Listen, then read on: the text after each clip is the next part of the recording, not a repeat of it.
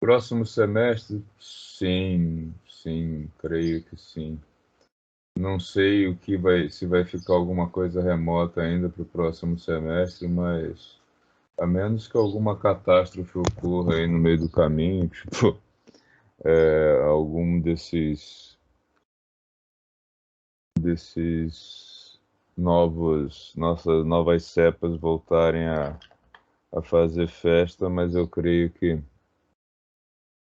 tem um retorno, que aliás é uma coisa que a gente depois vai precisar discutir com muito cuidado, né? Como é que vai ser esse retorno, já que eu acho que coisas muito boas foram aprendidas nesse período remoto e algumas delas não deveriam ser simplesmente esquecidas, né? Não sei, por exemplo, eu acho que vocês todos se beneficiaram por exemplo, de poder rever as aulas. Isso é uma coisa que se perde quando você volta no modo tradicional que se fazia antes da pandemia. Não existia essa possibilidade, né? Eu acho que essa gravação da aula, ou pelo menos ter acesso a algum material gravado, é uma coisa importante. O sistema de entrega de trabalhos no Teams, eu acho que gostaria muito de manter. Eu acho que é muito melhor para vocês e para mim, né? Eu, porque consigo ter os trabalhos já todos lá. E vocês, porque não precisa ficar entregando em papel. Se você tiver algum problema no dia, ainda assim você consegue, entregar a atividade. Então, acho que uma coisa importante de se discutir nesse retorno ele não pode ser como era antes, né? A gente não pode simplesmente esquecer tudo que houve de ganho nesse período e fingir que nada aconteceu, né? Eu acho, inclusive, uma proposta que eu vou fazer hoje para uma das coordenadoras é que a gente quer organizar um evento tipo hackathon para ouvir vocês, né? E, e discutir mesmo, o que que deve continuar, né, do que a gente fez no remoto. O que que é importante? Como é que vai ser essa volta, né? Tem o lado do professor, né? Os professores têm algumas ideias do que funcionou melhor e do que não foi bom.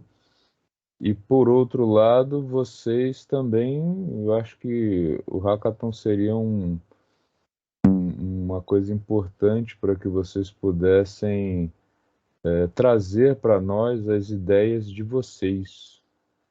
Eu acho que nós precisamos ouvir o lado do aluno, né, sobre o que foi importante e que não poderia ou não deveria ser perdido no retorno às aulas convencionais, né? Eu acho que muitas ferramentas que foram utilizadas, elas são importantes, né? Não sei se a gente vai voltar. Eu acho que aí são propostas que a gente precisa ouvir, né?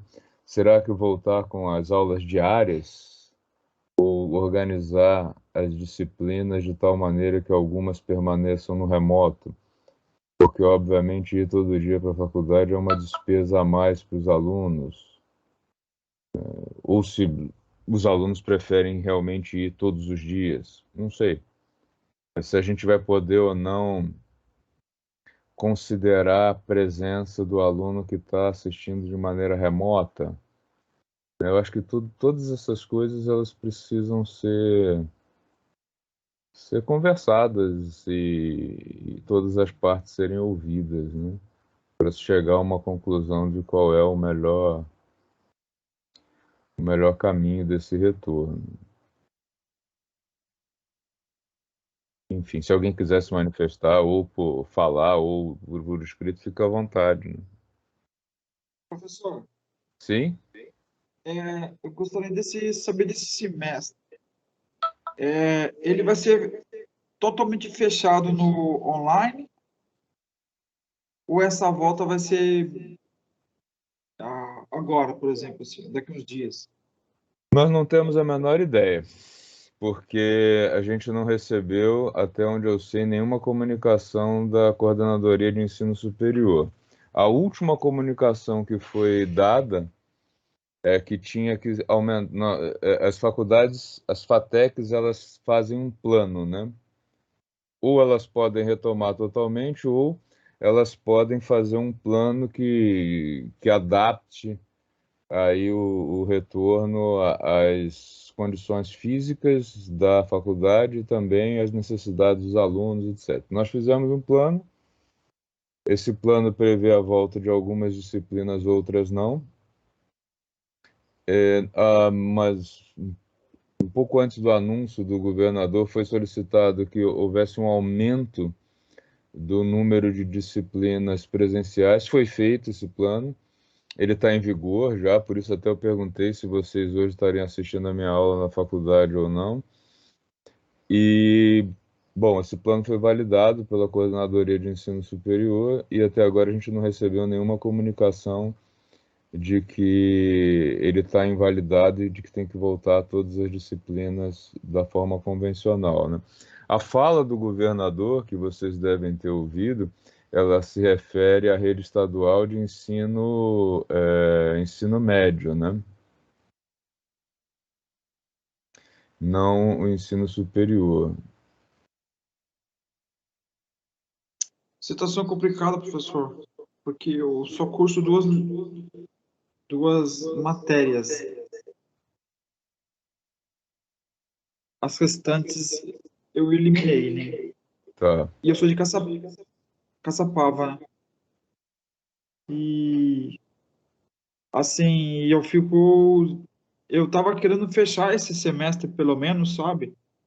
Daí depois transferi o curso meu para a FATEC aqui de São José dos Campos, que é mais próxima a mim. Hum. E eu fico complicada a situação. Eu não sei o que fazer. Eu tenho medo de perder esse semestre. Duas matérias, a do senhor e a de geometria analítica, né? E daí tenho esse medo. Olha, Olha, eu acho que assim, eu acho que assim, simplesmente não ter mais a possibilidade de fazer remoto, eu acho que não vai acontecer. Minha opinião sobre as, porque tem N problemas, né? Como o seu, tem a questão das vans que não existem mais, né? A maior parte das vans, pelo que eu sei, os motoristas não aguentaram o tempo de fechamento das faculdades, simplesmente ou venderam as vans ou perderam porque elas eram financiadas. Então, assim, tem N problemas. Eu espero que essa obrigatoriedade de retorno ela não ocorra. E até ao que tudo indica, não será feito assim. Mesmo que as aulas retornem presencialmente, eu creio que a opção de assistir elas transmitidas permaneça. isso Mas seria maravilhoso, professor. o que eu posso dizer assim, oficialmente a gente não tem nenhum comunicado, Não, compreendo. né? Assim que nós tivermos um posicionamento, inclusive tem muito que esse questionamento que você está fazendo, tem bastante da parte dos professores também, né? Que a gente tem os grupos de informação e as nossas coordenações, a nossa direção, ela é bastante transparente, né? Eles nunca sonegaram informações. E até o momento, eu tenho, por conta da Inova, também tenho contato com várias outras unidades, e até o momento ficou a decisão para a unidade, né, fazer o retorno gradual ou fazer o retorno de uma vez só. Algumas FATECs optaram por esse retorno de uma só vez, tá? Mas nenhuma delas optou por não ter mais a transmissão para o aluno que estivesse em casa. Eu imagino, professor, que uma das coisas que foram, assim, de grande valia que conquistou foi essa questão de alcançar mais alunos. Por exemplo, eu sou uma pessoa, sou totalmente da área de mecânica. O curso que eu tenho que fazer é esse que estou fazendo com os senhores aí, né? Tá. E aqui na região aqui em Caçapava, para mim, para Pinda, eu já fui trabalhar em Pina, já professor na Confab Tubos, fica caro pra caramba, desgasta muito o carro e Hum, outra, não tem ninguém, poucas pessoas que se aventuram assim a estudar e eu não conheço ninguém. A turma que tínhamos aqui, dois alunos, colegas nossos, o André e o Eduardo, que são aqui da rede perto do meu, desistiram do curso quando falaram disso. Eles nem tentaram mais. Eu falei assim, vou continuar até, uhum. até o que vai acontecer, né? Mas eu acho que, vamos supor, se fosse num sistema híbrido, sabe? Vamos supor, quem quer ir, vai. Quem quer ficar em casa e está conseguindo acompanhar as matérias, vai. Se tiver alguma matéria, de repente, se uma matéria na semana que precisa ir, de repente, essa pessoa, quando tiver essa necessidade, ele vai. Mas não assim, sabe?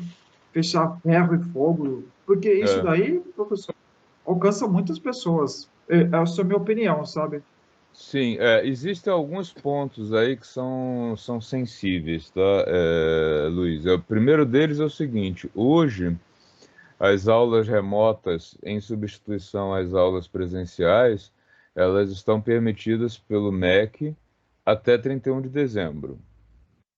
Então, a faculdade ela não tem essa autonomia para dizer a gente vai fazer remoto. Precisa de uma legislação que dê cobertura para isso. O que que a legislação federal hoje diz, né? Que um curso presencial ele pode ter até 40% remoto. E ele não distingue, isso é legislação federal, tá? Ele não distingue aula online, que é o que a gente está fazendo agora, do EAD, onde você entra e lê uma apostila, assiste uma videoaula e posta perguntas se tiver para alguém responder. Você não tem essa interação da aula ao vivo. Não existe hoje na legislação brasileira uma distinção entre as duas coisas. É o que a gente espera que seja revisto no futuro próximo. Então, assim, a partir do ano que vem, o que uma instituição pode fazer, se nada mudar, é isso: oferecer 40% da carga horária de maneira remota. Como vai ser feito isso é a grande discussão. Por isso, uma das coisas que eu estou propondo para a coordenação, e eu espero que vocês participem, é que a gente faça um hackathon. Hackathon é uma modalidade onde são colocados problemas e os alunos trabalham em grupos para dar soluções, né, propostas de soluções, de como vai ser esse modelo de aula futuro. Hoje a situação ela é ainda o que o governo chamou de emergencial. Emergencialmente pode ser feito assim. Vamos ver o que o governo vai permitir a partir do próximo ano, porque aí assim, as faculdades elas ficam naquele limite, né, em que elas têm que atender a legislação, né, porque a gente está sujeito às regras do governo federal e do governo estadual, e as necessidades dos alunos, né? A gente não pode também simplesmente dizer, nós vamos fazer de tal jeito, porque a nossa autonomia ela é limitada, a gente não pode descumprir com as regras estabelecidas aí pelo Conselho Estadual de Educação e pelo Ministério da Educação, tá? Eu acho que o online tem muitas vantagens, né? E que Sim. permitir aos alunos a possibilidade de acompanhar remotamente, mas essa é minha opinião. Eu não sei o que vai Ok. prevalecer e o que a gente vai ser obrigado a fazer. No caso da rede estadual de ensino médio, pelo que eu vi, catástrofe total. É tipo, volta como era antes e esquece que o online existe. Eu acho isso um absurdo, né? Porque, como você mesmo disse, a gente abriu uma possibilidade muito mais democrática. Tem gente que está trabalhando, que está com problema de turno, e assim, na pior das hipóteses, né? Rever a aula, eu fiquei com uma dúvida, eu posso rever, tem uma gravação, eu acho que é muito legal. Sim, são Então, vantagens. né, por exemplo, a lousa física, né? Quando eu resolvo um exercício que eu apago, acabou. Né? Nem eu tenho mais memória. Se alguém perguntar, professor, acho que se eu cometer um erro, que pode acontecer, eu não tenho como rever isso. Né? Nessa aula gravada, onde eu estou usando a lousa eletrônica e tal, eu posso ir lá, voltar, pessoal, ó, teve uma mancada aqui do professor na solução do exercício, vamos fazer de novo para rever, para tirar dúvida, né? Eu acho que tem muitas vantagens. Ela deixa o registro, não só vocês podem ter acesso à imagem da lousa, né, para rever o que foi feito, mas vocês também podem ter acesso ao filme da lousa sendo construída. Eu acho que isso é um ganho. Claro que tem algumas disciplinas que vocês precisam do laboratório físico, né? Lá, vamos ver como é que opera uma máquina, vamos ver como é que faz um ensaio destrutivo, não destrutivo. Outros, sim, entre estar lá presencialmente ou ver um vídeo, não há muita diferença, né? Então, eu acho que esse híbrido, ele traz muitas vantagens que não deveriam ser simplesmente esquecidas. A minha esperança de que isso não vá ocorrer, ele vem do seguinte: na sexta-feira, não a passada, a anterior, eu estive num evento em São José, um evento bem legal até, onde tanto a secretária de Desenvolvimento Econômico, que é a chefe das FATECs e ETECs, né? As FATECs e ETECs, elas não estão na Secretaria de Educação, elas estão vinculadas à Secretaria de Desenvolvimento Econômico. Então estava a Patrícia Ellen, que é a secretária, e também o governador, João Dória, veio, e eles liberaram uma verba considerável para a compra de equipamentos nas FATECs e ETECs.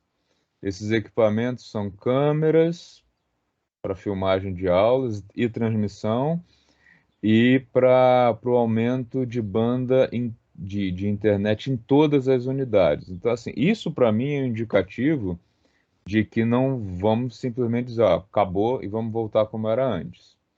Se eles estão fazendo esse investimento todo em compra de equipamentos, é porque existe um plano para ter uma forma híbrida de ensino que está sendo construída. Agora, o que, como, quais as regras, assim que eu souber, eu conto para vocês. Tá? Me comprometo com Ah, isso. essa Mas, notícia é muito boa, professor. eles liberaram, é uma verba grande, inclusive, do que eu li do decreto, inclusive os professores que não têm equipamento próprio, vai ter uma verba para o professor comprar o notebook, enfim. Eu não sei se vai ser generalizado, mas pelo menos para uma parte considerável, né? Nas ETECs, em especial, que muitos professores não têm o equipamento, né? O salário do pessoal do ensino médio é mais baixo, né? Eu acho que isso vai ser um grande passo, tá? Agora, o como vai ser feito, isso a gente não sabe.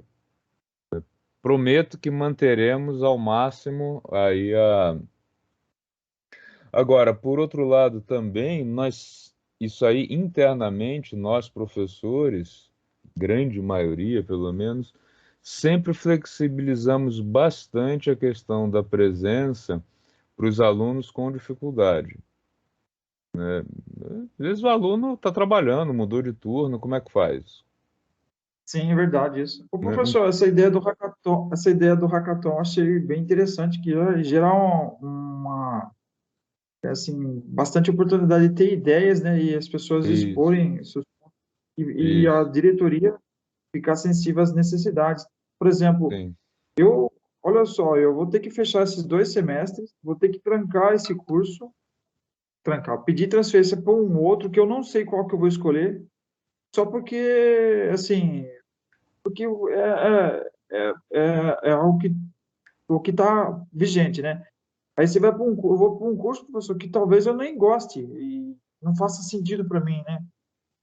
É esquisito. Eu até comentei com a professora Elaine, assim, nossa, professor, eu gosto de mecânica. Eu, o Prieto, teve outros colegas e a gente, assim, de repente, a gente nunca teve a oportunidade de estudar escola pública, né? Eu fiz uma hum, faculdade paga, no Senai.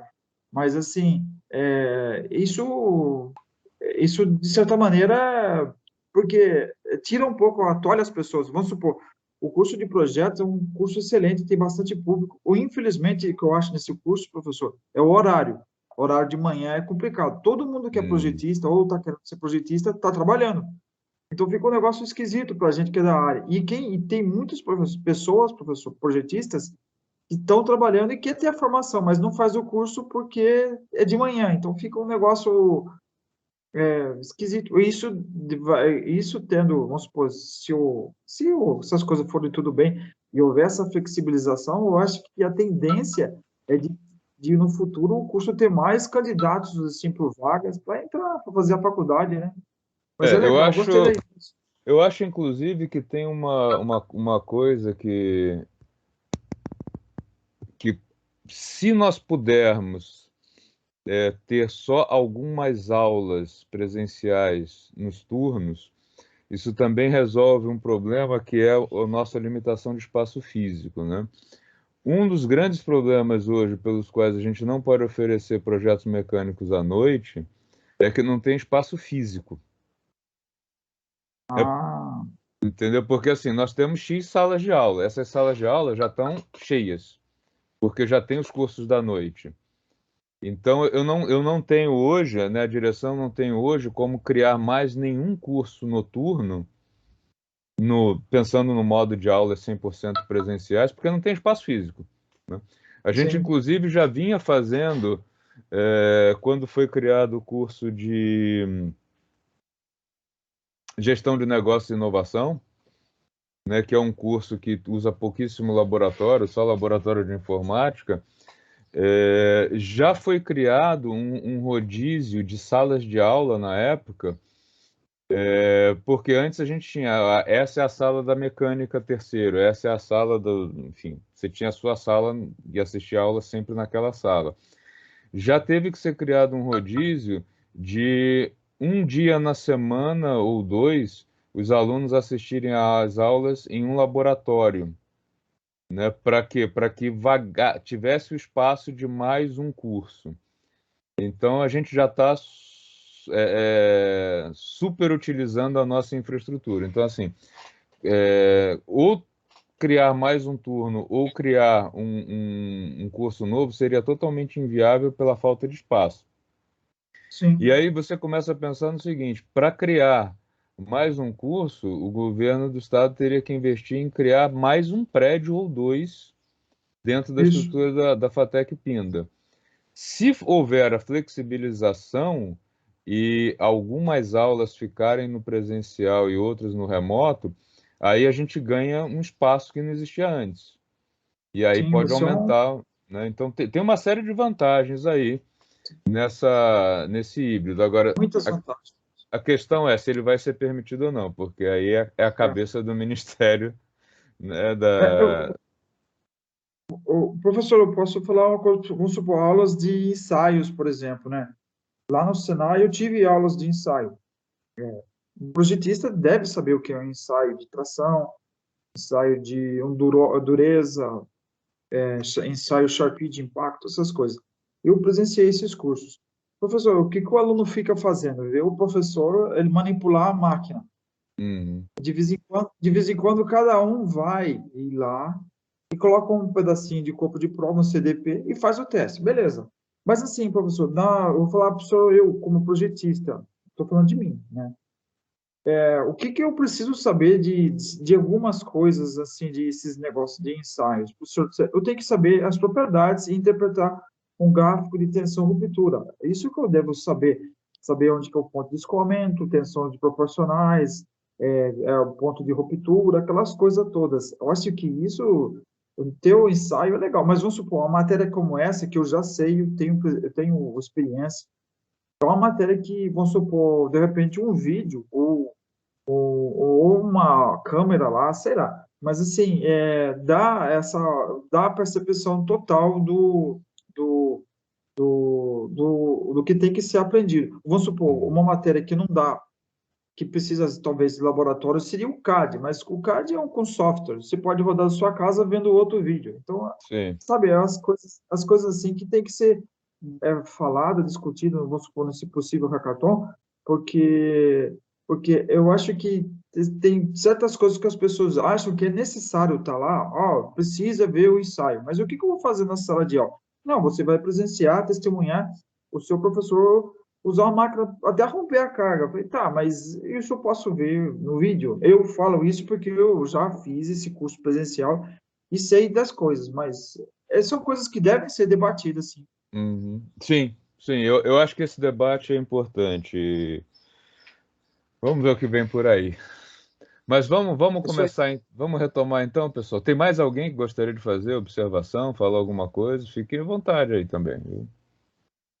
O restante do pessoal está quietinho, mas eu acho que é importantíssimo que a faculdade escute vocês, né? E eu acho que o Hackathon é um canal para isso.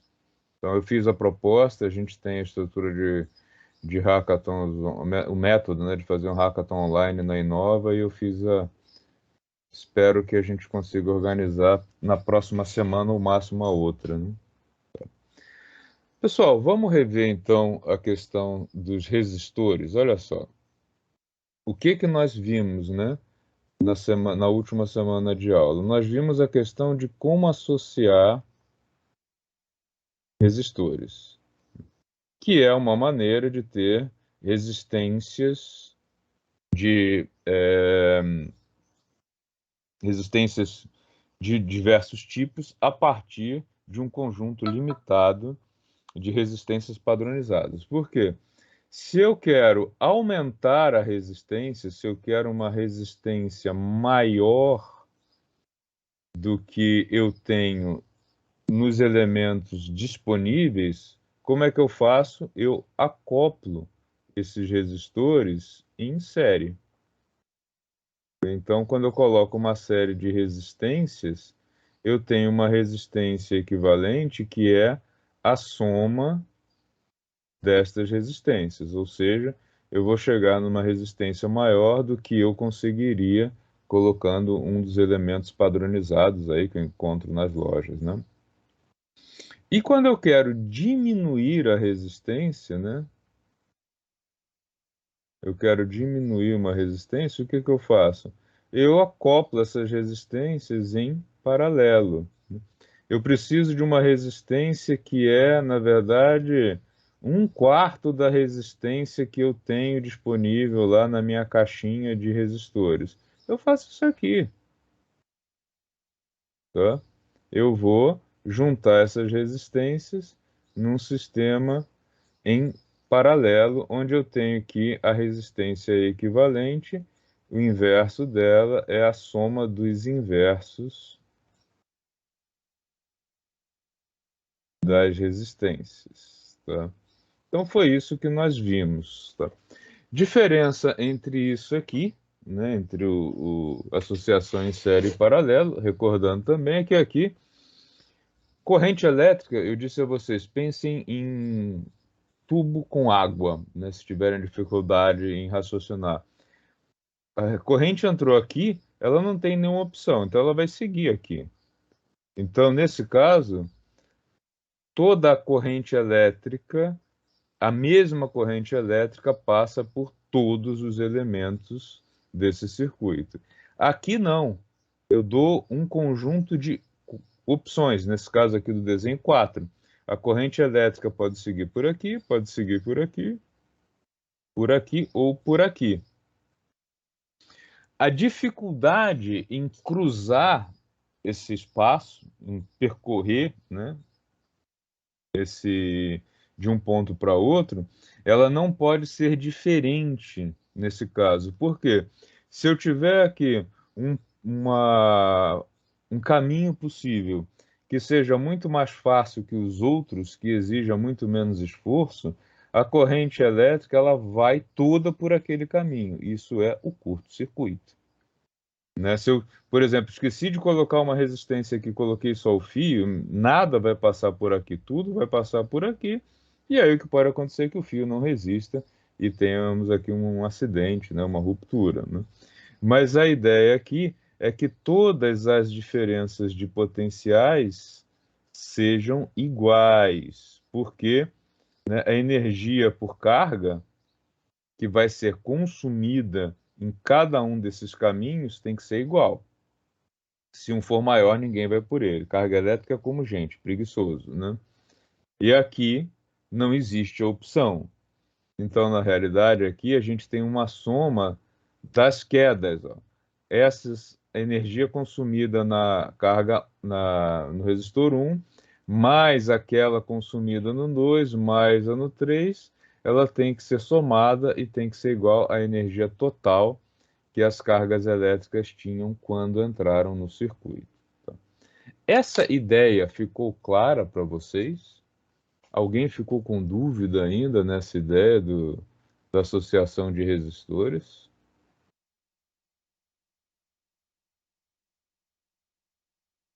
Nada na. Pode falar, Para mim tá Luiz. tranquilo, professor. Tranquilo? Pessoal que está só pelo chat também, quem quiser pode falar, viu?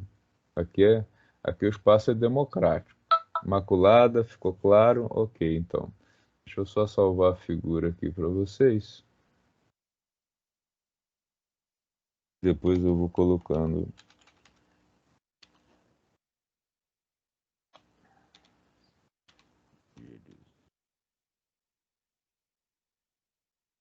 Então, o que que eu vou fazer agora para a gente começar a aquecer as baterias de vocês, né? Vamos refazer a lista de exercícios sobre essa associação, passo a passo, para ver se ficou alguma dúvida ainda nos cálculos, né? Para a gente poder seguir com as leis de Kirchhoff, tá? Que é, em parte, aquilo que nós já vimos. Então, olha só, fazer a lista, digo eu, vou fazer com vocês, tá? Nós temos 3 resistores de 300 ohms cada um. Para obter uma resistência de 450 ohms, utilizando os 3 resistores, como é que eu devo associá-los? Então, a situação aqui é a seguinte: você abriu a sua caixa, você tem lá um circuito, tá? Vamos pensar bem de maneira prática, né? Como é que seria isso? Ó, você tem lá um circuito, não sei o que tem nele aqui, não me interessa, e eu preciso conectar esse ponto a esse ponto aqui, colocando uma resistência de 450 ohms. É o que eu preciso fazer aqui. Aí eu abro a minha caixinha, né? Tem lá a minha caixinha de resistores, abri a caixa e vi o seguinte: eu tenho 3 resistores de 300 ohms cada um. Tá? É o que eu tenho. E eu preciso de 450.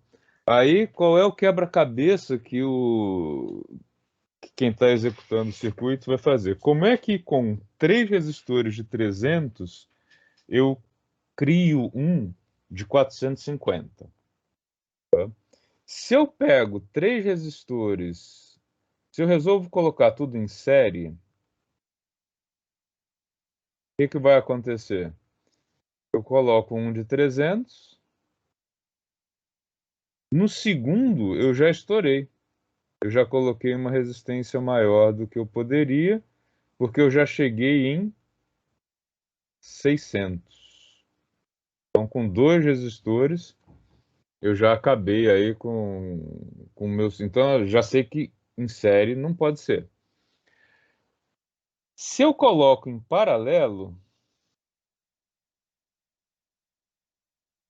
o que vai acontecer? Vamos experimentar 2 resistores em paralelo. Tá? Coloquei 2 resistores em paralelo. Esse aqui tem 300 e esse aqui tem 300 também. Com esses dois em paralelo, o que eu vou obter? Uma resistência equivalente, que é 1 sobre 300 mais 1 sobre 300. Isso me dá, então, 2, né, sobre 300. Mantenho os denominadores, somo os numeradores. Então, 1 sobre a resistência equivalente é igual a 1 sobre 150. Logo, eu cheguei numa resistência equivalente de 150 ohms, que não é suficiente, eu quero 450. Mas, ao usar o resistor R1 e o R2, eu ainda tenho o R3. Então, se aqui, com essa associação que eu criei, eu fabriquei, né, digamos assim, uma resistência de 150 ohms, agora está fácil. Basta que eu coloque na sequência dessas mais uma, né, o último resistor de 300. E aí, ao fazer essa associação híbrida, né, onde eu coloquei dois resistores em paralelo e um em série, eu vou conseguir criar, então, uma resistência total, que vai ser essa associação, 150 ohms, mais o número 3 que eu coloquei em paralelo, e aí cheguei em 450 ohms, tá? Então, por isso, a ideia aqui de ser híbrido, né? E aí tanto faz se eu coloco de 300 e depois a associação, né? Que tanto faz, eu vou chegar num resistor. Então, como é que eu faço a ligação aqui desse ponto com esse ponto? Eu vou fazer assim, ó, um resistor em série e dois em paralelo, ou ao contrário, como eu fiz no primeiro, tá? E aí eu consegui chegar nessa resistência de 450 ohms, tá? Tudo bem? Dúvidas nesse primeiro?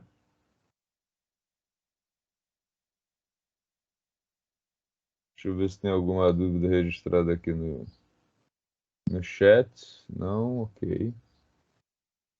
Então, a partir de uma combinação de resistores é que eu vou conseguir fazer o resistor desejado, o resistor necessário para colocar aí no circuito, tá? Vamos então para o... Posso passar para o segundo exercício? Vai. Legal. O segundo exercício é aquele de falso e verdadeiro, né? Que a gente já fez antes. Deixa eu copiar aqui. A gente já sabe que vai ser VVF, mas é legal analisar cada uma das possibilidades. Então,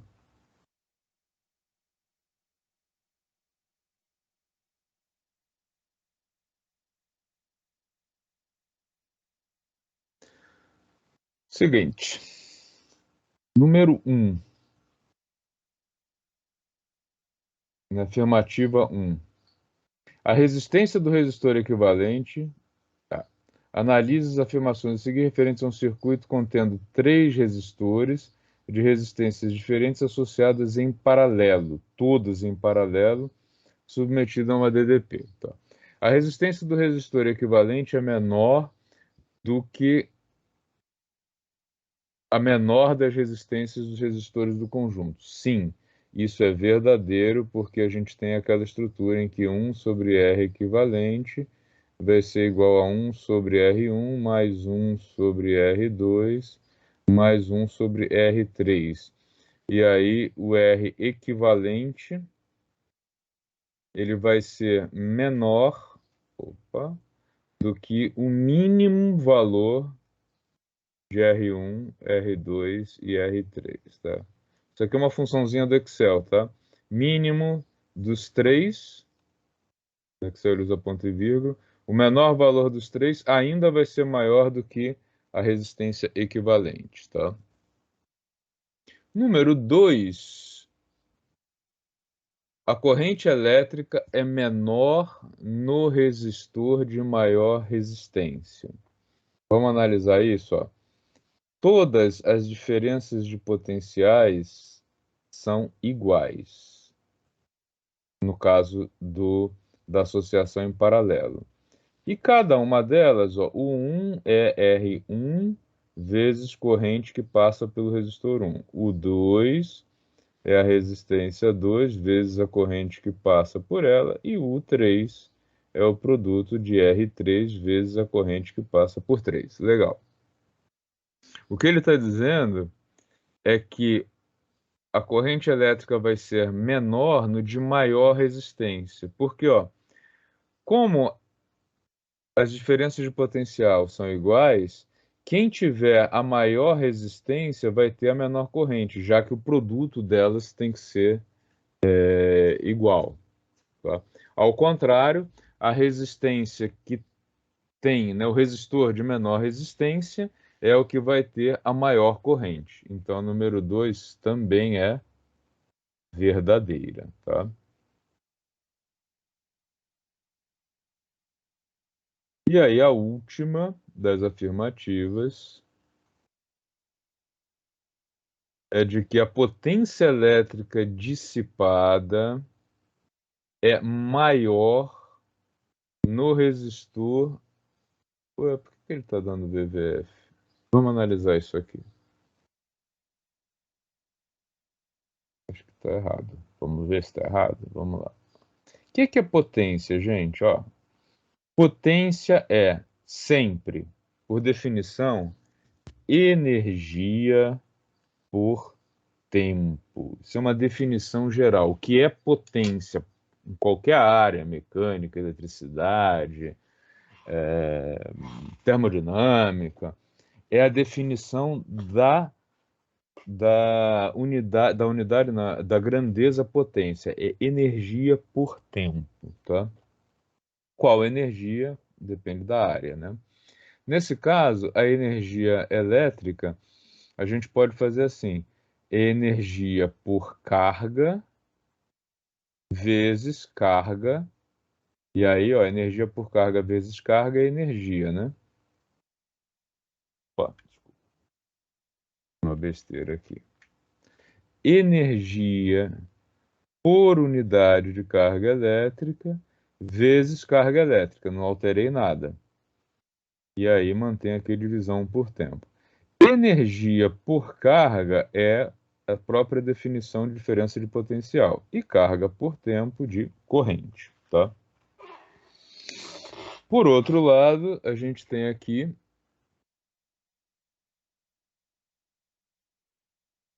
o fato de que todos esses resistores são ohmicos, então nós vamos ter aqui em cada um desses elementos o seguinte: a potência é igual a R I ao quadrado. Eu substituí o U pelo RI, tá?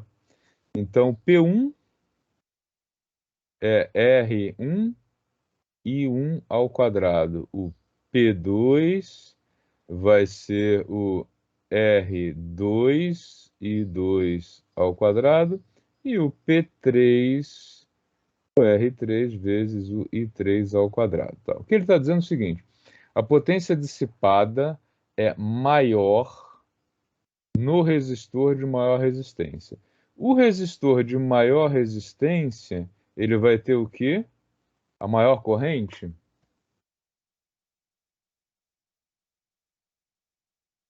O que vocês acham? Vamos lá, estou jogando a bola para vocês. Outra maneira de olhar isso aqui. P1 é A menor, igual a professor. o 1 e 1. Menor, né? Porque olha só, P2 é o 2 e 2. Acho que assim talvez facilite um pouco mais para vocês enxergarem. O 3 e 3. Todos esses U's são iguais, tá? Então, isso aqui não dá nenhuma diferença a eles. São iguais. O que vai determinar a maior ou menor potência é a corrente, tá? E aí é que vem a questão: quem tem a maior resistência tem a maior corrente? Não. Quem tem a maior resistência tem a menor corrente. Então, o resistor de maior resistência, ele tem a menor corrente. É ao contrário. A potência dissipada vai ser menor no resistor de maior resistência. Conseguiram entender? Ou ficou ainda uma dúvida, pairou dúvida no ar? Eu consegui entender, professor. Tá? Mais alguém ficou com dúvida?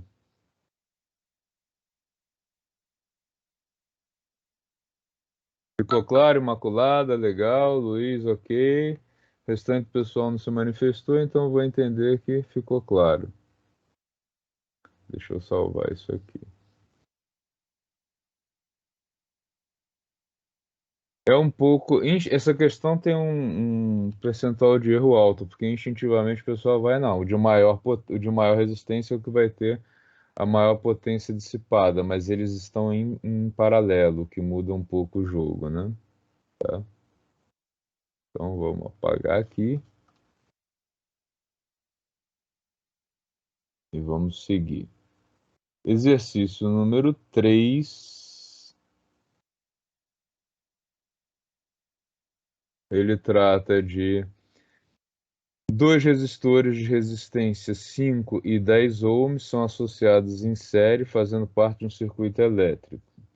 A tensão medida nos terminais de R1 é igual a 100, e aí determine qual é a corrente que passa por R2 e a tensão nos seus terminais. Vamos olhar também isso aqui com calma. O que está dito no enunciado desse exercício número 3 é o seguinte. Eu tenho R1 associado em série com R2 que tem 10 ohms, tá? E isso está dentro de um circuito, tá? É parte de um circuito. Eu não sei o que que tem para cá, não sei o que que tem para lá, né? Eu estou analisando só um trecho AB de um circuito. O que ele diz é que a tensão medida nos terminais de R1, ou seja, se eu coloco um voltímetro aqui, péssimo esse desenho do voltímetro aqui. Tá? Se eu tenho um voltímetro aqui, ele vai medir 100 volts. E ele quer saber qual é a corrente que passa por R2, ou seja, ele quer que a gente coloque um amperímetro aqui, para medir a corrente que vai passar pelo R2, e também qual é a tensão, né, um outro voltímetro aqui.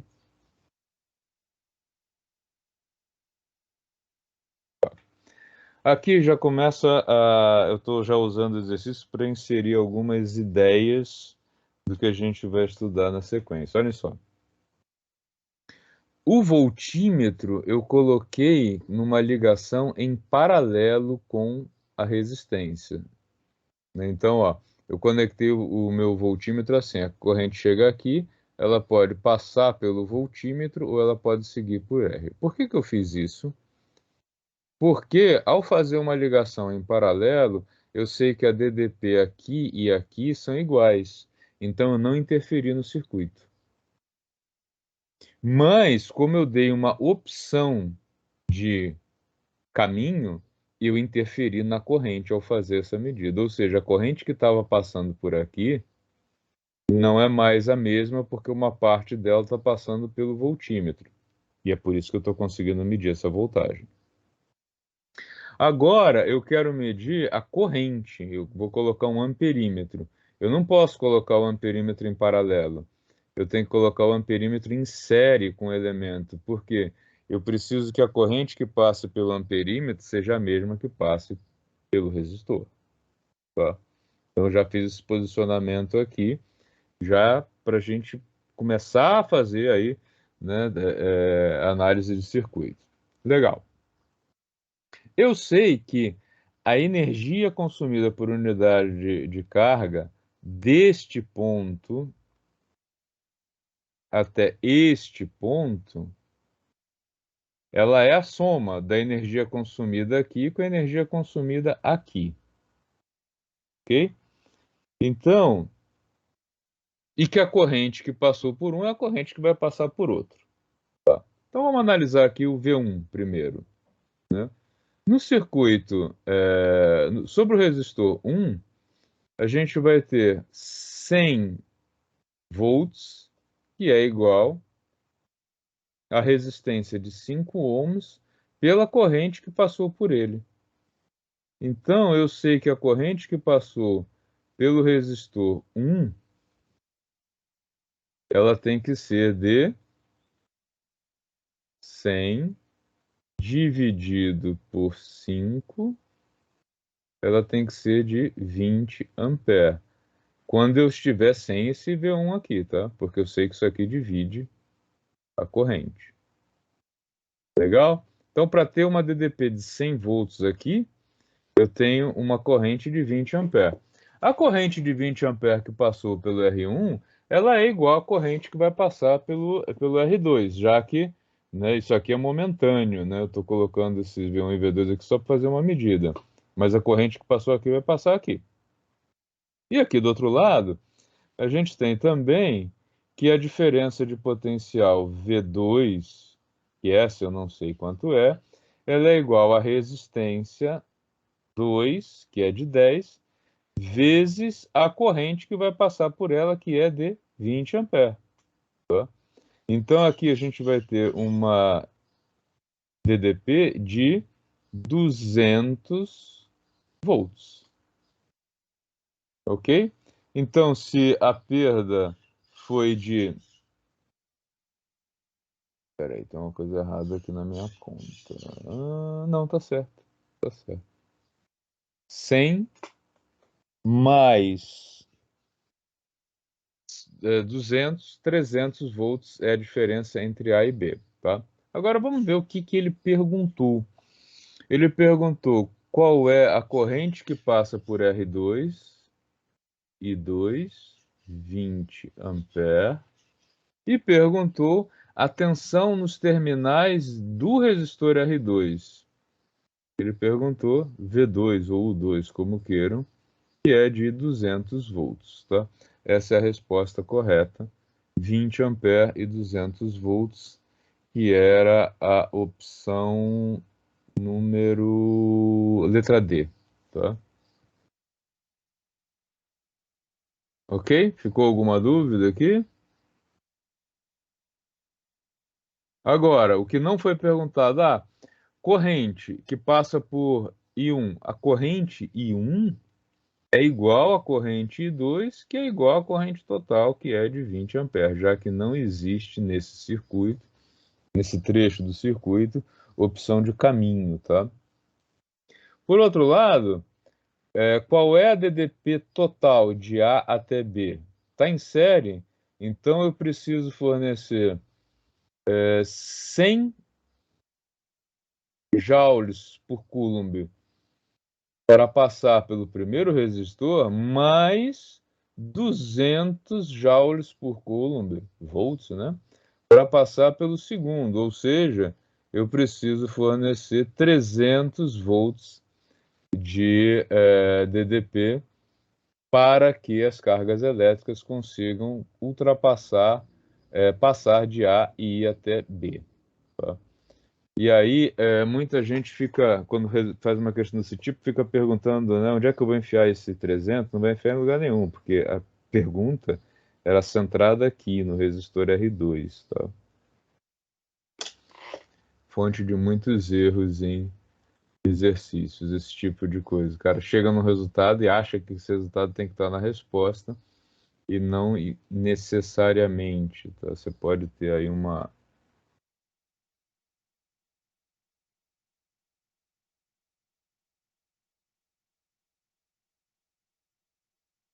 E vamos então ao exercício de número 4, que era o último dessa lista. Aqui nós temos um circuito com 1, 2, 3, 4 resistores ligados em série. Tá? Então, temos uma associação de 4 resistores sujeitos a uma determinada DDP, determine o valor do resistor. Isso aqui é muito fácil, né? Porque o resistor equivalente é a soma das resistências. Então, aqui a gente tem 10, 15, 30 e 45, né?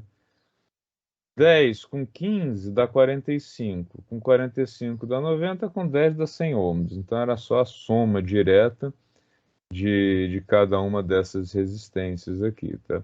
Dá para calcular mais alguma coisa aqui além disso? Não, não dá, porque ele não forneceu a DDP. Então a gente pode sim começar a pensar em por que foi feito isso e tal, mas o exercício não traz nenhuma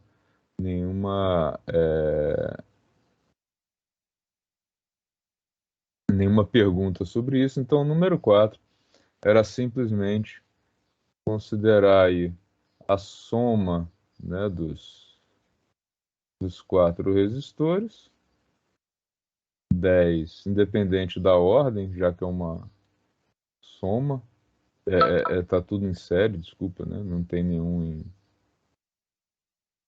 em paralelo, então nós teríamos aqui uma resistência equivalente total de 10 mais 15 mais 30 mais 45, que é igual a 100 ohms, tá? Então tá aí a resposta do exercício número 4. Deixa eu exportar aqui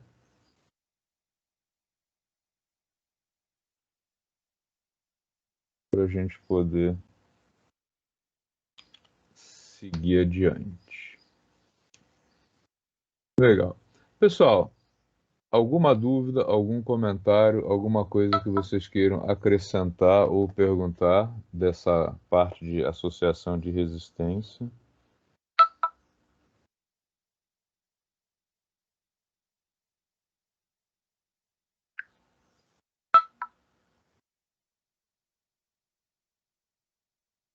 Nada? Tô tranquilo, professor. Legal.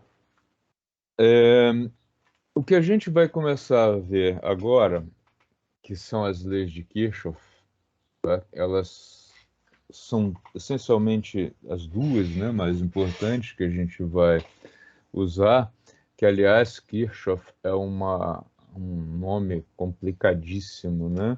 Se vocês colocarem no Google leis de Kirchhoff, vocês vão descobrir Kirchhoff escrito de tantas maneiras, tá? Na realidade, dizem os meus amigos entendidos do assunto que não é Kirchhoff, como a gente fala, é Kirchhoff. Isso é ou não verdade, não sei, porque eu nunca tive na terra original do cara, né? Mas faz sentido, porque seria Kirchhoff. E a gente acaba falando Kirchhoff, ignorando que tem aí esses dois Hs aí, né? Legal. Mas hoje eu não vou ainda colocar os slides para vocês, eu quero só rascunhar essas ideias sobre o leis de Kirchhoff, tá? Ai, caramba. Aqui.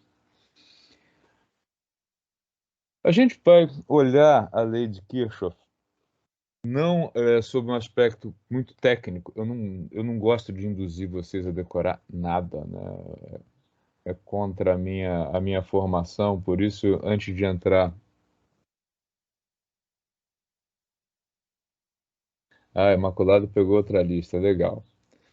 As leis de Kirchhoff, elas podem ser vistas de uma maneira mais técnica, que é o que muita gente faz na eletricidade, ou a gente pode pensar nas leis de Kirchhoff como uma consequência de alguma coisa muito mais fundamental dentro da física do que simplesmente o que se vê nos circuitos. Tá? A primeira coisa, que é um princípio fundamental da física, é que energia é sempre conservada,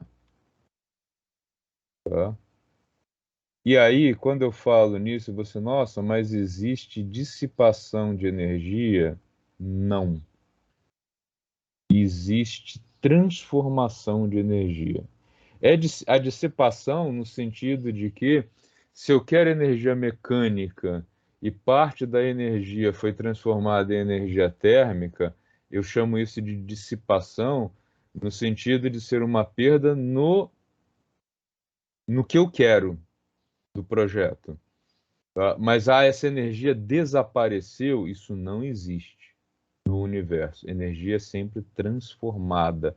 Eu nem crio, eu não consigo gerar energia, criar energia do nada, e nem consigo desaparecer, simplesmente eliminar a energia. Eu sempre transformo. E eu não estou sendo filosófico nem maluco beleza aqui não, tá?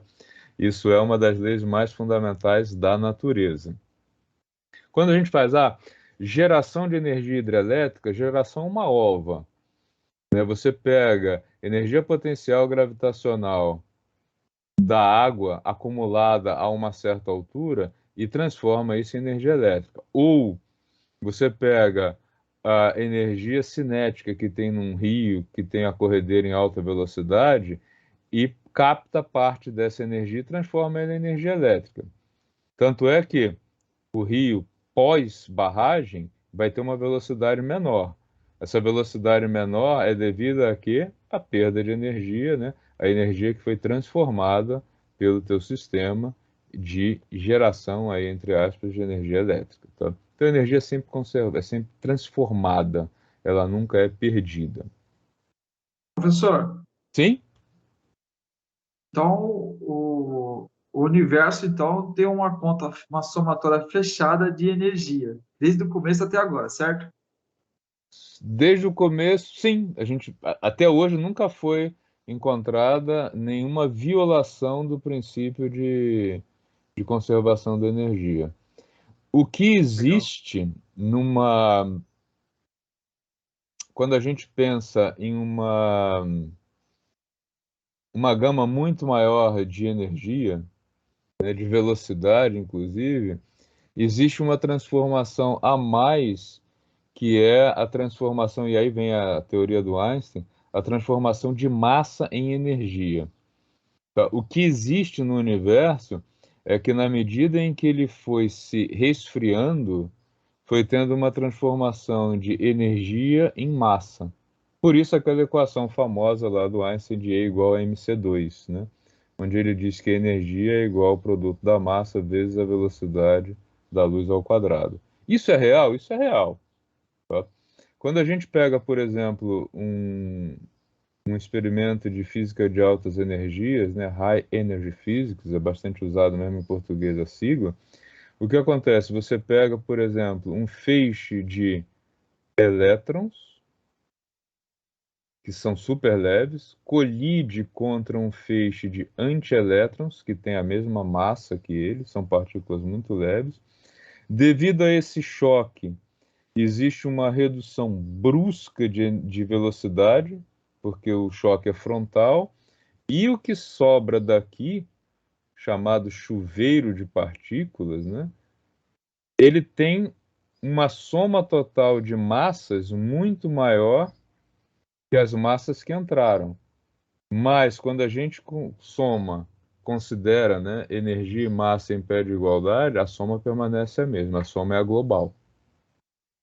Tá? Então, existe sim aí no nível mais energético uma equivalência entre massa e energia e elas se somam. Então, você tem uma redução da energia cinética e que ela foi convertida em massa.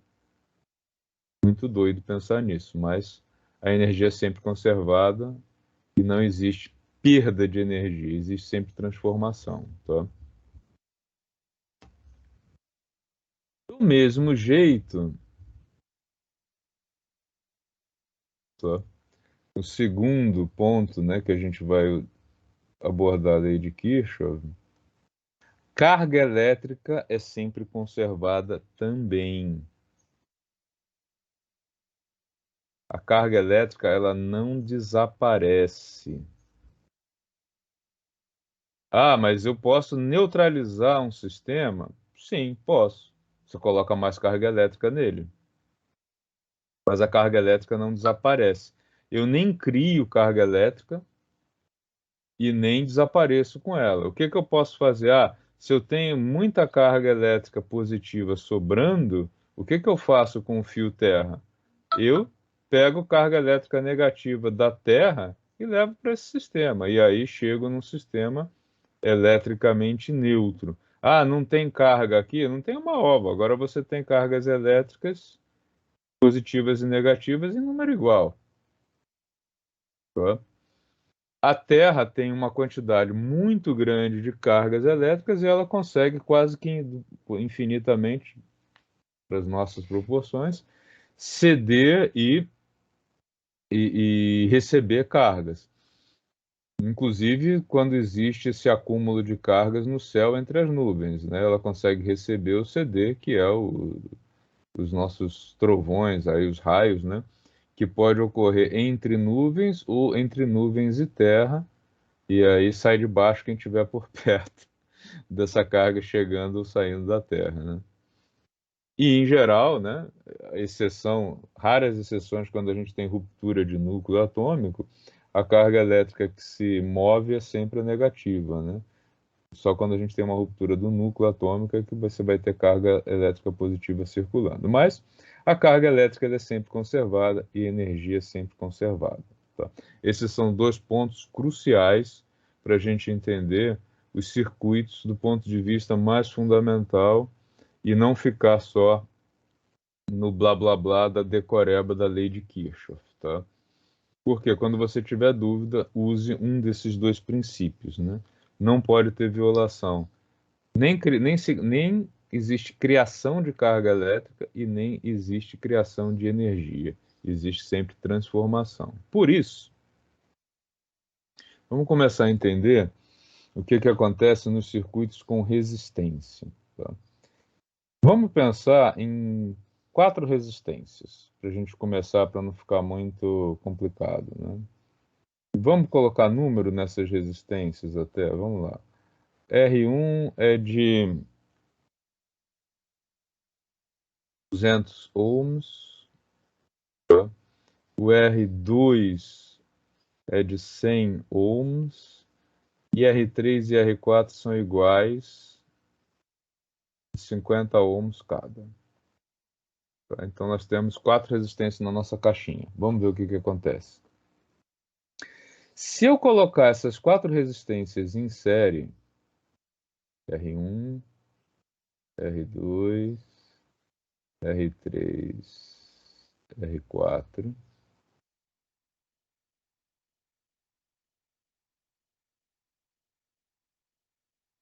e ligar isso aqui num circuito, tá?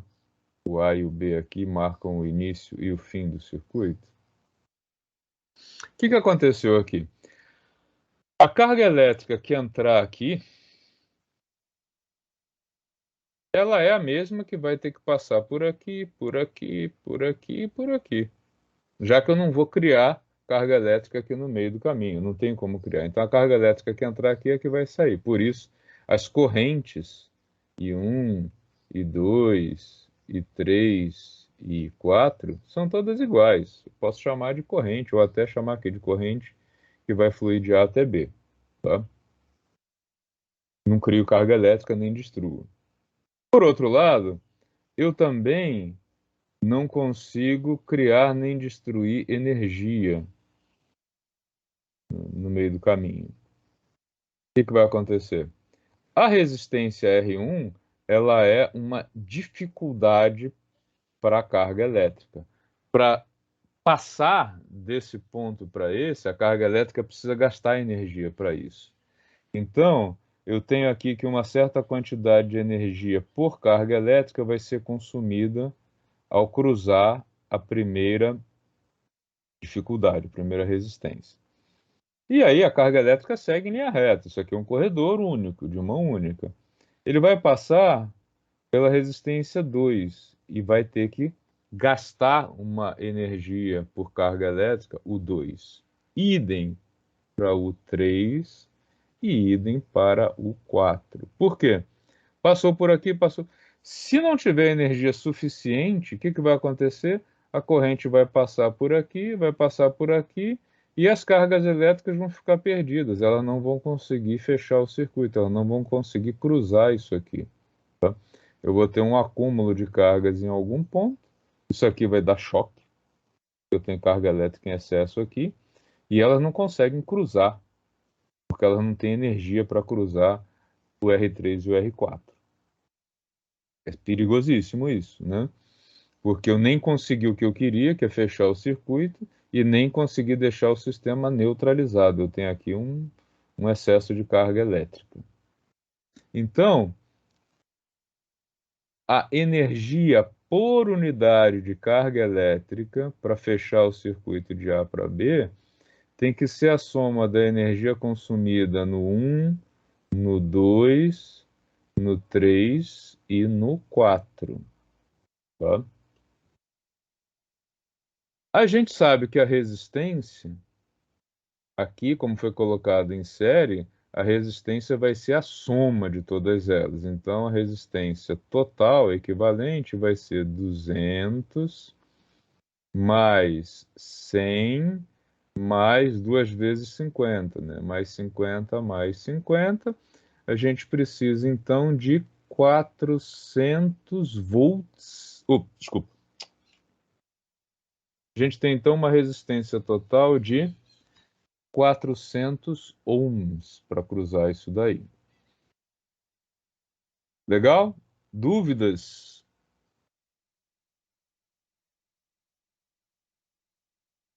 Nenhuma? Ok. Se eu conectar essas duas pontas em 220 volts, se o UAB for de 220 volts, qual é a corrente que vai passar por aqui? Agora ficou fácil, né? Ó, eu tenho que fornecer ao todo 220, eu vou fornecer ao todo 220 volts. Eu tenho uma resistência total de 400 ohms. E eu sei que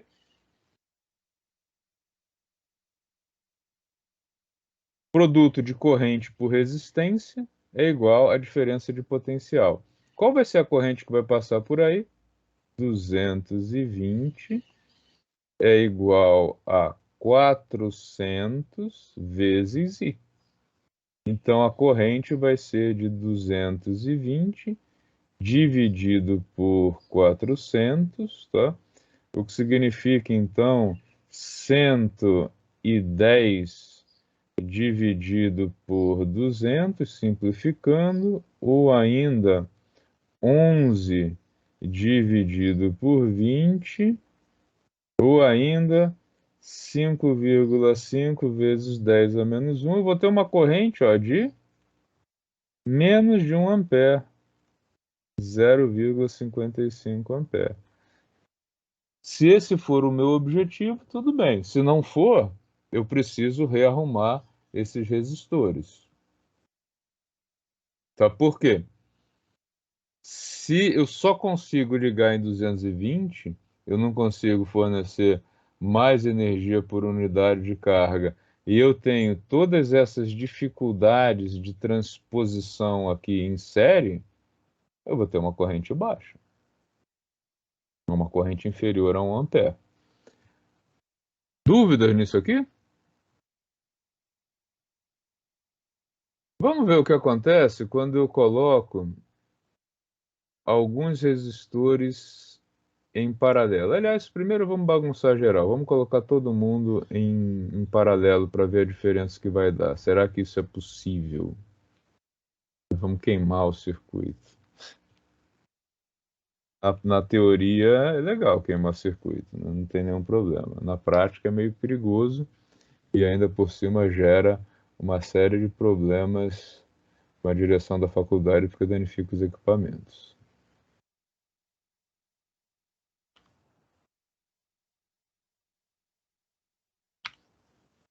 Por isso que é legal a prancha do projetista, né? Na prancha você consegue fazer aí um monte de coisas que você não pode fazer no laboratório, né? Ou pelo menos não deve. Se eu colocasse esses dois caras aqui, esses quatro caras, vamos bagunçar geral mesmo. Vamos colocar todo mundo em paralelo. Será que isso seria viável? Olha o que ia acontecer aqui. Eu tenho resistores muito diferentes.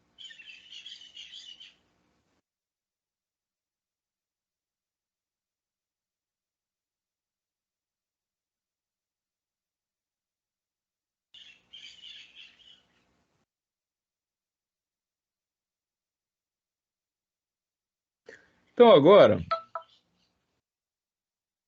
AB. Só que agora eu ofereci 4 opções de caminho para a carga elétrica que entrar aqui no ponto A. E ela tem 4 caminhos possíveis para chegar no ponto B. Ela pode seguir por aqui. Ela pode seguir por aqui ou por aqui. Mas eu não crio carga. Então, a carga elétrica que entrou aqui, eu não vou ter aumento de carga elétrica aqui no meio do caminho. A carga elétrica que seguiu pelo 1, 2, 3 ou 4, ela tem essas 4 opções, elas vão se encontrar aqui. Então, nesses dois extremos, a soma das correntes, ela é fixa. Ela é igual à corrente de entrada, tá? Que é a chamada corrente total. Mas eu coloquei os resistores de tal maneira em que aqui eu tenho 200 ohms de resistência, aqui eu tenho 100, aqui eu tenho 50 e aqui eu tenho 50. Obviamente, quem oferece a menor resistência vai ter o maior número de adeptos, nesse caso, né? Então, a maior quantidade de carga elétrica vai optar pelo caminho 3 e 4. Mas aí esse caminho aqui vai ficar muito cheio e as outras vão dizer, ah, não, eu prefiro um caminho um pouco mais difícil, mas menos afolado de gente, então eu vou pelo 2 ou pelo 1, né? Porque eu não tenho criação de carga elétrica, eu tenho só distribuição ao longo dos caminhos. Por outro lado, todas as diferenças de potencial vão ter que ser iguais. Ou seja, que é a energia consumida por unidade de carga. Quem tiver menos carga elétrica, né, é porque tem uma resistência maior. Então aqui, ó, a gente vai ter que U1, que é a energia por carga, tem que ser igual ao U2, que tem que ser igual ao U3, que tem que ser igual ao U4, né? E essa energia tem que ser igual ao quê? A energia total, de A até B. Tá? Porque eu não vou criar energia aqui no meio do caminho. A energia que foi dada é a que vai ser consumida para passar por aqui ou por aqui. Ok? De quanto é essa energia? Vamos de novo dizer, isso aqui vai ser ligado numa tomada de 220 volts. Legal. O que vai acontecer com a corrente elétrica? Tá? Se eu tenho 220, 220, 220, e eu tenho que o 1 é igual a R1, corrente 1, que o 2 é igual a R2, corrente 2, que o 3 é igual a R3 e 3, e que o 4 é igual a R4 e 4, e todos esses U's são iguais, a gente vai ter então o seguinte, ó, 220 é igual a 200 vezes I1. A gente tem que 220 vai ser igual a 100 vezes I2. que 220 vai ser igual a 50 vezes I3 e que também 220 vai ser igual a 54. E aí a gente pode calcular cada uma das correntes que vão passar pelos 4 caminhos possíveis, tá? Daqui então, I1, 220 dividido por 200, o que a gente vai ter? Nós vamos ter aqui 1,1 ampere, né? Uma corrente baixa, né? 220 dividido por 200 dá 1 ampere. No I2, nós vamos ter 220 dividido por 100, nós vamos ter, então, 2,2 ampere. No 3 e no 4, nós vamos ter 220 dividido por 50, que vai dar 4,4 ampere. Né? No 3 e no 4, que são iguais.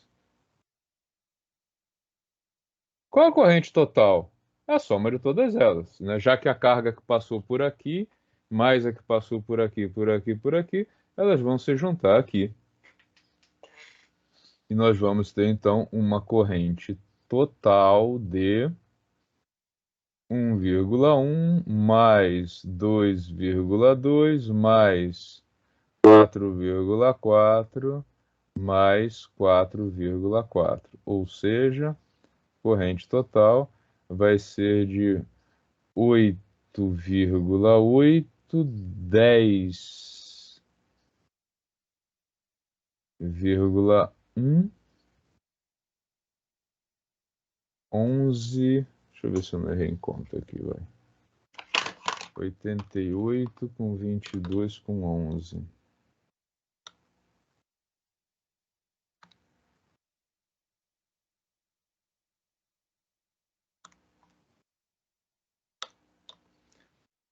Né? 12,1, tá? Então a gente vai ter uma corrente de 12,1 ampere, muito mais baixa do que a corrente anterior? Não, muito mais alta, né?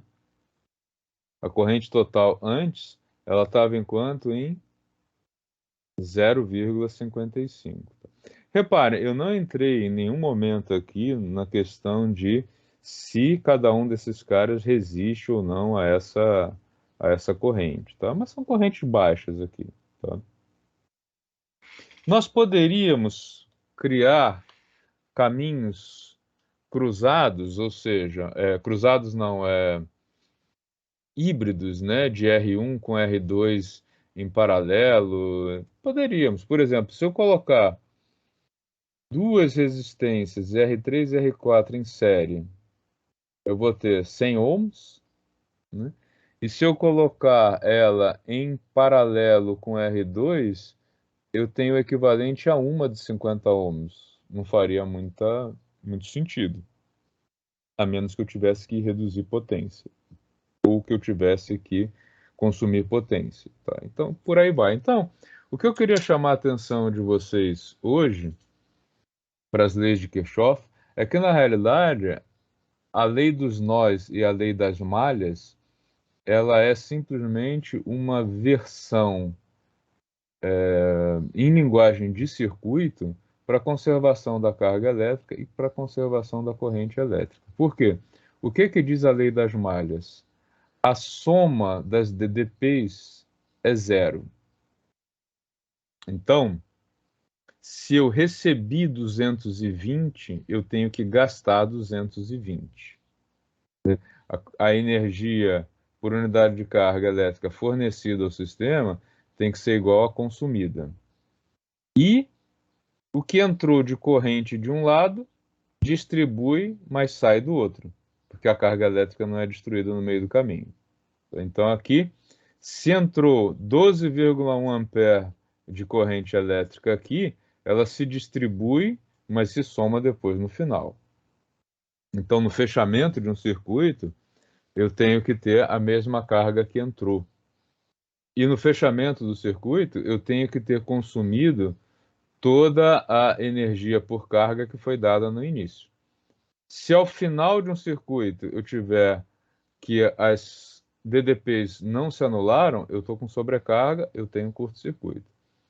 Se eu tiver carga elétrica faltando, é porque tem alguma fuga, esse circuito não está fechado, ele está aberto. Eu conectei isso aqui a alguma parede, o fio está descascado, o circuito abriu e a corrente está fugindo para outro lugar, mas ela não está desaparecendo.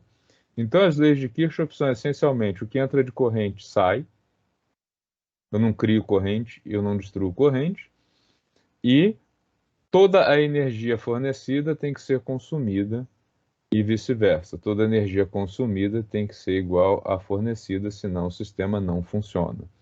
Né? É aquela velha história que que eu já comentei com vocês várias vezes. Se eu pegar uma furadeira elétrica feita para 220 volts e ligar num circuito de 110, ela não vai operar direito, ela vai ficar ou não vai funcionar.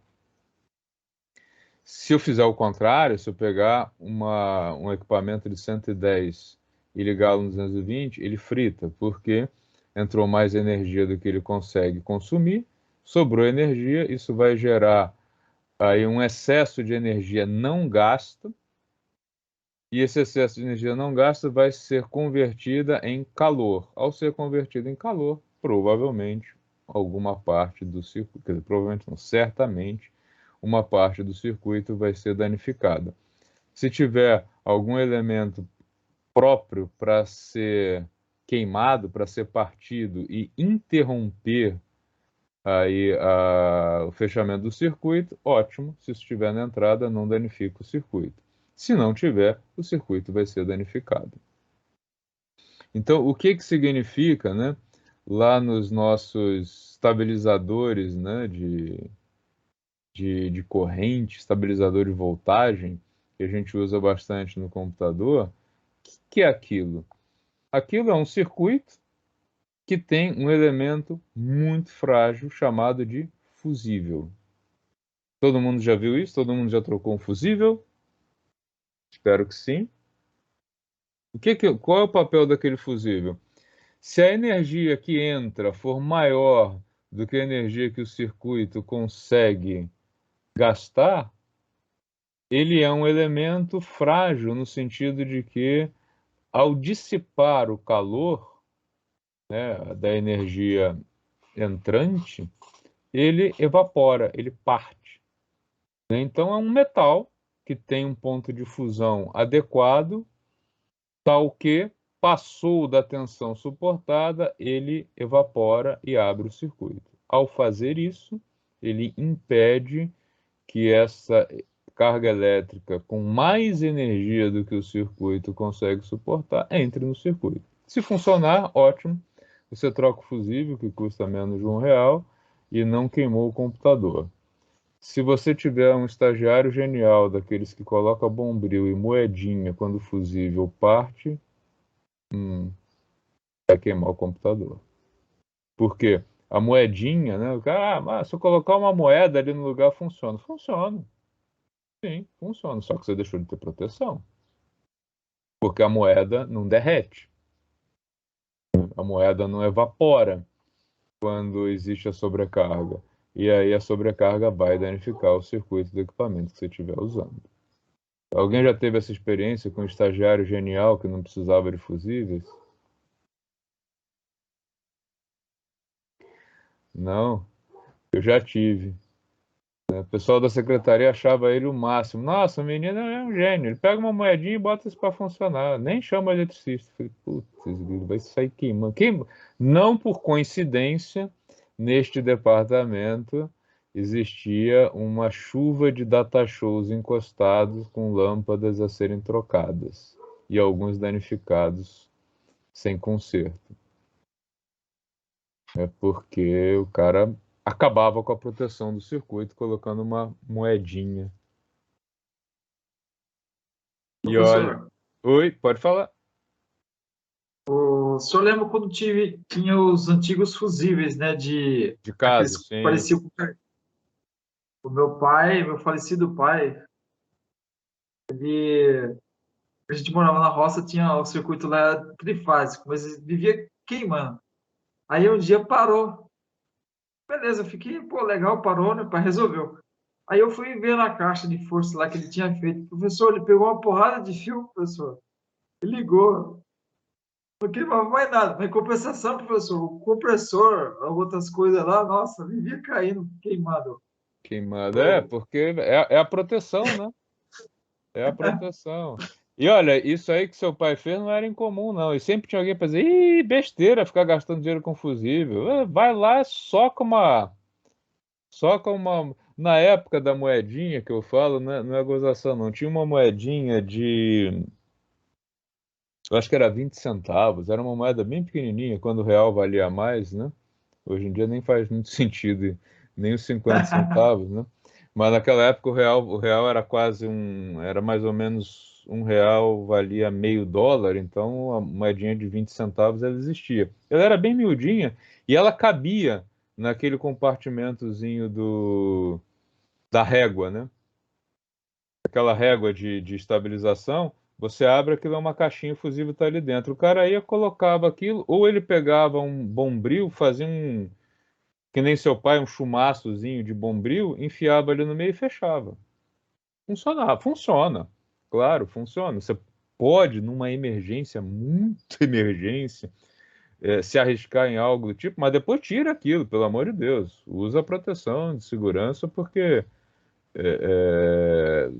você vai danificar, você vai danificar o circuito. Não tenha dúvida, né? Que no momento em que houver uma sobrecarga, você preserva o fusível, né? Você economiza alguns reais ao não queimar o fusível, mas vai queimar o chuveiro, vai queimar o...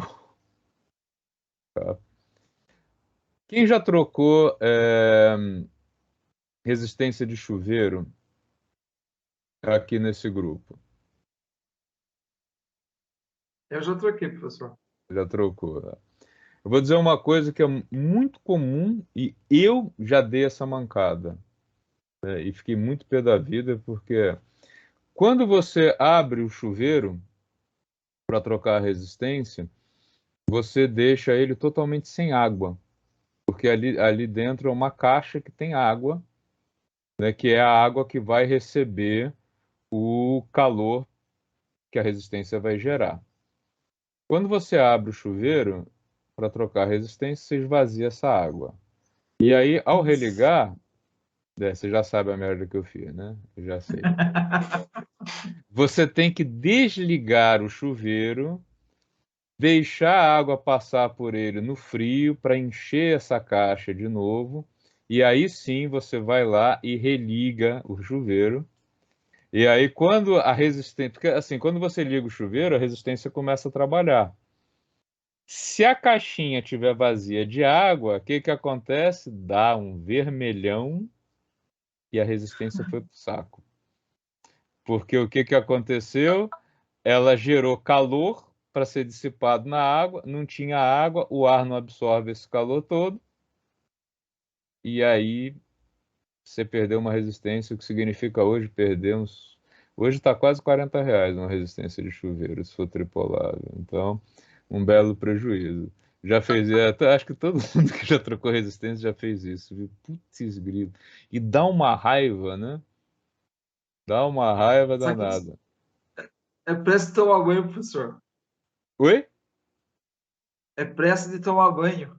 É pressa de tomar banho ou esquecimento mesmo, tá? Então, ó, a gente viu hoje uma abordagem, já deu 9h20, a gente viu hoje uma abordagem assim bem do que é, fora o susto, puta é mesmo, você acha que vai incendiar tudo quando você vê aquilo, pelo amor de Deus, parece que criou um inferno, né? Fora quando não danifica o chuveiro, viu? Porque dependendo do chuveiro, esse calor todo dissipado, você danifica o plástico e babar o chuveiro, que aí dá mais raiva ainda.